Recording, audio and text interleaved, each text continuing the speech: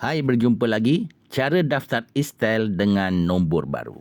Let's go. Alright, yang pertama, muat turun aplikasi Estel daripada Play Store. Yang kedua, tekan Get Start. Seterusnya, yang ketiga, klik Activate New SIM Card. Dan yang keempat, tekan Proceed di halaman pendaftaran baru. Yang kelima, scan barcode atau masukkan kod secara manual.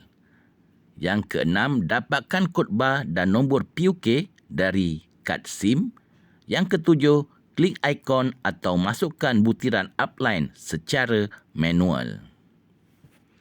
Yang ke-8, pilih nombor baru. Pilih 4 digit terakhir nombor telefon anda. Yang ke-9, proses pengesahan identiti dan sahkan butiran anda. Sila semak semula dan pastikan maklumat peribadi anda adalah betul. Yang ke-10, pengesahan wajah dan ujian kewujudan. Seterusnya, ke-11, membaca polisi kenyataan. Dan yang ke-12, terakhir, SIM card anda berjaya didaftarkan. Sila screenshot satu full registration untuk rekod. Tukar ke Estel dan mula menggunakannya.